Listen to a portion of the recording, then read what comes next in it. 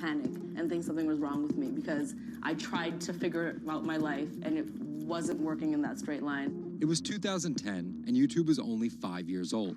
I thought nothing of YouTube. I was probably the last person in my circle of friends to discover YouTube. And I remember when I did, I thought, this is so strange. There's people making videos in their rooms and other people are watching them. So she figured, why not give it a shot? I one day posted a video because I was sad and I wanted to be creative and happy. She didn't know how to edit video or write scripts, so she winged it. It was so bad and so cringe.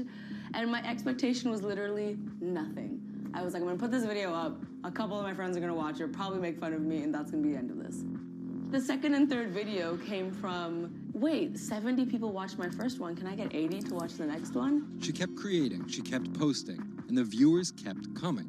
Lily had found an audience. A lot of the comments were, oh my God, there's a brown girl on YouTube. More specifically, Indian. Lily's parents immigrated to Canada from India, and Lily was born and raised in Scarborough, near Toronto. My home life was awesome. My parents, even though I portrayed them to be quite strict in my videos. Oh, Lily, where's the rest of your skirt, huh? I teach you like this, to walk around like this, showing everything to everyone? They actually aren't like that at all. They're pretty modern and pretty cool. Your dress is short. Don't know what for. And were pretty lenient with me. I mean, I got away with a lot of things. I was a brat. I was a brat. She had a different idea of what she wanted out of life than other kids. Good morning, everybody.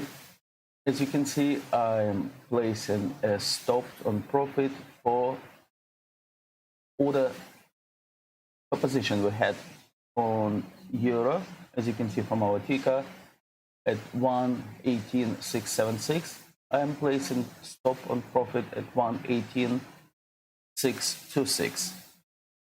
Okay, place stop on profit, and if it will reach this level, we will collect our profit.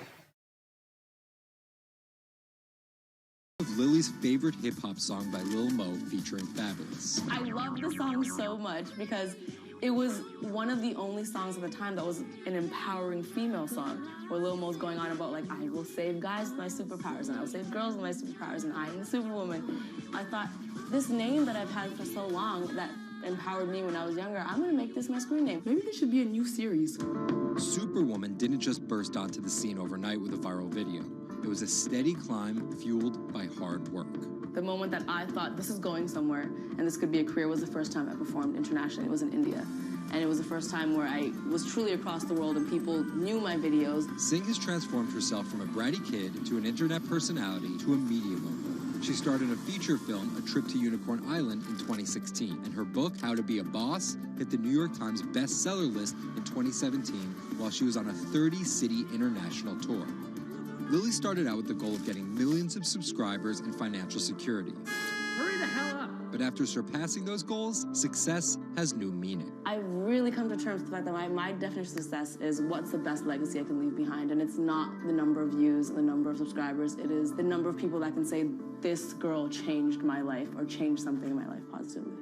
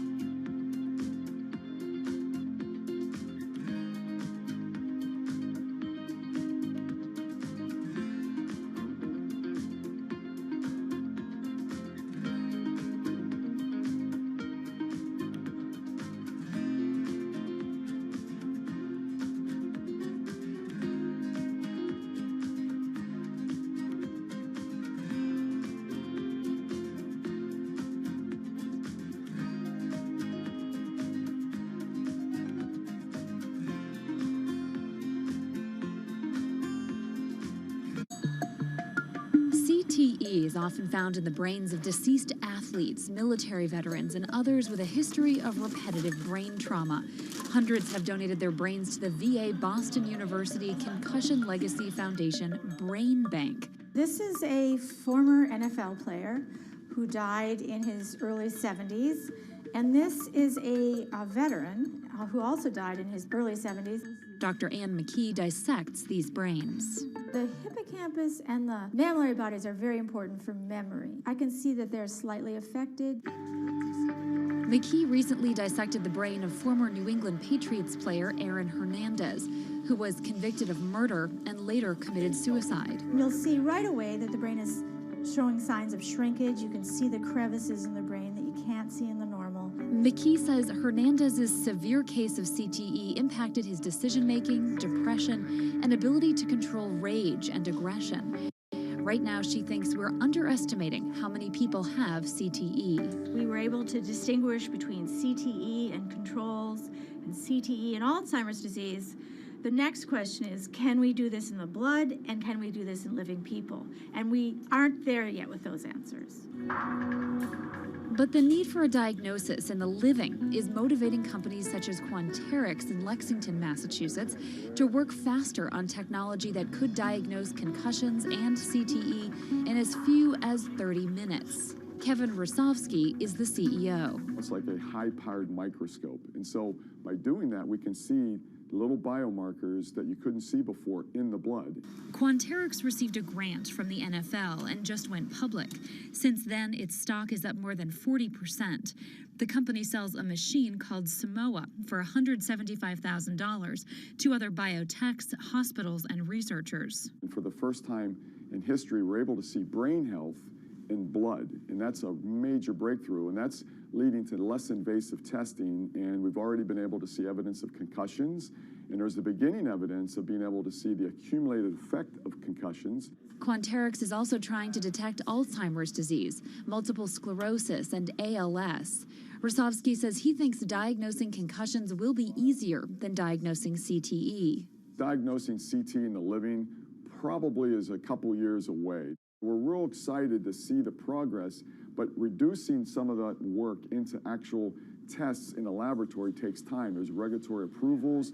There's a lot of red tape that you have to go through. Also in this race to diagnose CTE in the blood are Athlon Medical and Exosome Sciences.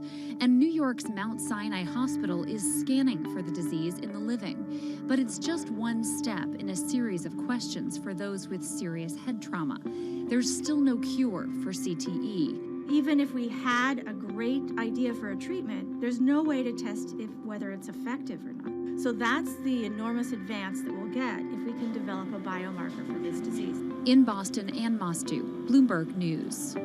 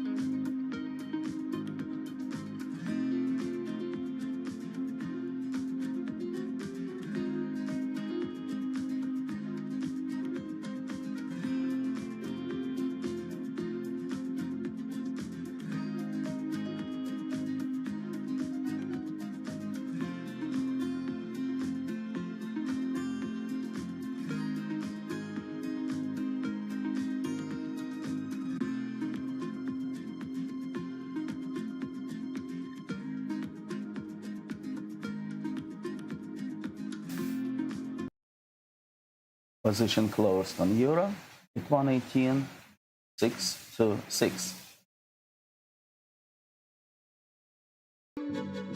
Wine is a $300 billion global industry where one person's opinion can make fortunes or break them. That's because of this man, Robert Parker, and his newsletter, The Wine Advocate. For 3 decades, he dominated as the world's most influential wine critic. Now Parker's protege is building an empire of his own. Antonio Galloni runs Venice. Antonio, tell me, what are you trying to build at Venice?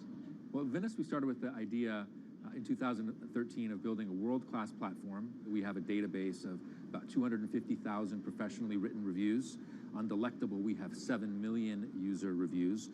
Through Delectable, we also have a partnership with Whole Foods and several other partnerships that we can't announce just yet. And when you put that all together, what we have is something that no other company in our space can even come close to. Do you think of yourself as the next Parker? Not at all. Why? Because Steve Jobs said you can't live your life trying to be somebody else. So he's one of my biggest influences, and I've never wanted to be a replica of somebody else because a replica is never as good as the original. Bob is a genius, fantastic, one of a kind. We're going to be something completely different, and I have no desire to be some version of somebody else. Different in what way? Every decision that I've made at this company is completely anathemic to what Bob did with his company. I want our writers to be partners. All of my senior people are locked into the company. They all have equity or they have a path to equity based on business results. That's something that we never had at Parker. Our benefits are world-class, and everything that we've done at Venice is completely different from that model. When Steve Tanzer, who is the most experienced active wine critic in America, wants to work with us, that says something. When Alessandro Masnaghetti, who's the best cartographer of vineyards, wants to work with us, that says something.